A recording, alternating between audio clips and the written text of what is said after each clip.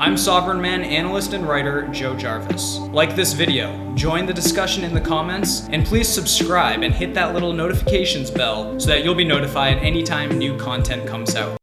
In the winter of 1773, an obscure civil servant in London was introduced by a mutual friend to one of the most prolific writers in history. That meeting would forever alter the course of their lives, and alter the course of human history. The civil servant's name was Thomas Paine, who by all accounts was a complete failure in life up to that point. Paine had tried and failed multiple times at business.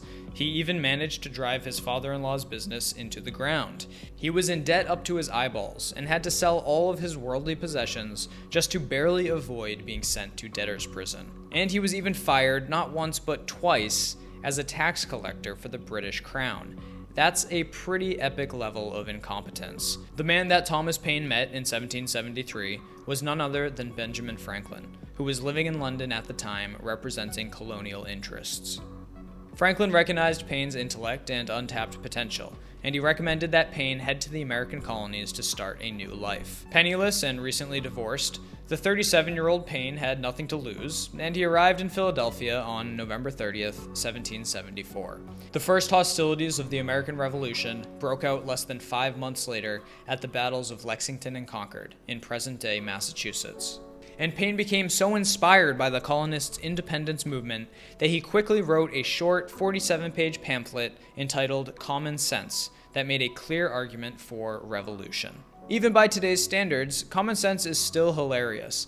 Paine's style is acerbic and witty, like when he says of King George II, the royal brute of Great Britain, "There is something exceedingly ridiculous in the composition of the monarchy. The state of the king shuts him from the world, yet the business of a king requires him to know it thoroughly."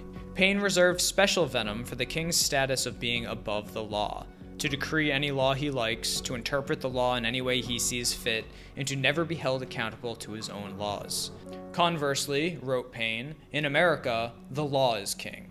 And yes, he actually did capitalize the text exactly like that. In legal parlance, this is called the rule of law, the concept that laws, not men, rule supreme. More importantly, a strong rule of law means that all laws apply equally to everyone, including the highest-ranking politicians and even the government itself. Ancient civilizations understood the importance of rule of law very well. Aristotle wrote extensively about it in his work Politics, and the early Roman Republic was obsessed with developing a strong rule of law. Throughout history, in fact, we can see countless examples of societies that flourished because of their strong rule of law, like medieval Venice, which developed the world's most advanced courts and a legal system that was applied equally to everyone. We also see countless examples of societies that decay when they allowed their rule of law to be replaced by corruption, cronyism, and authoritarianism.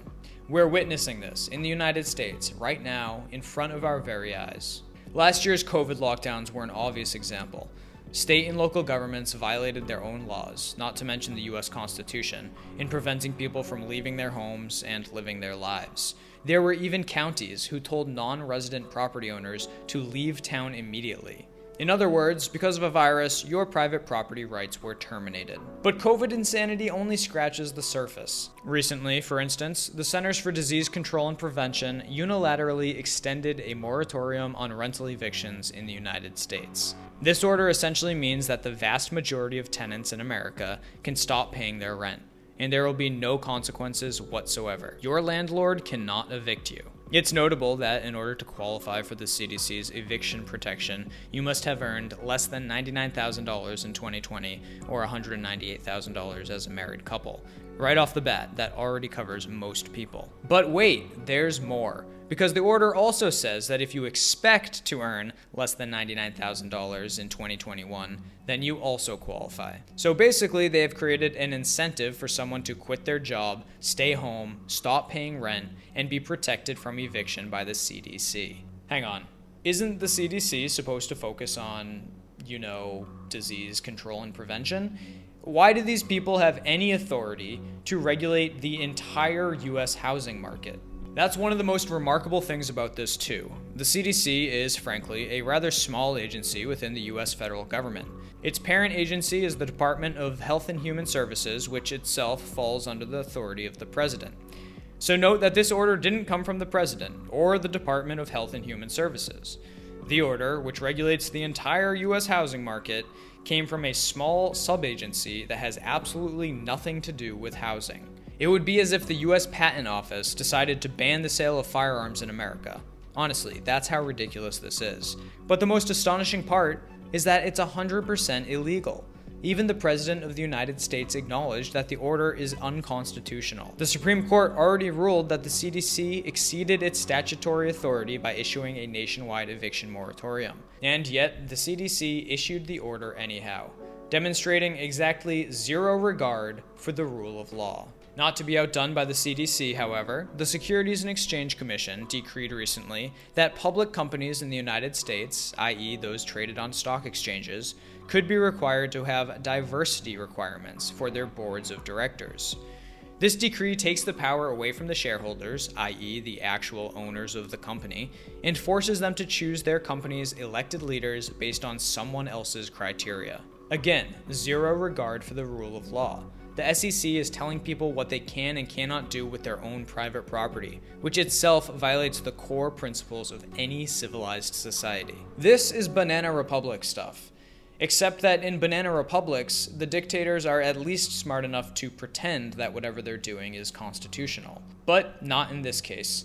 The US government is now brazenly violating its most sacred legal principles. As Paine wrote in Common Sense, the present state of America is truly alarming to every man capable of reflection. Thanks for watching. Don't forget to like and subscribe. And check the links in the description below to learn how you can form your own Plan B.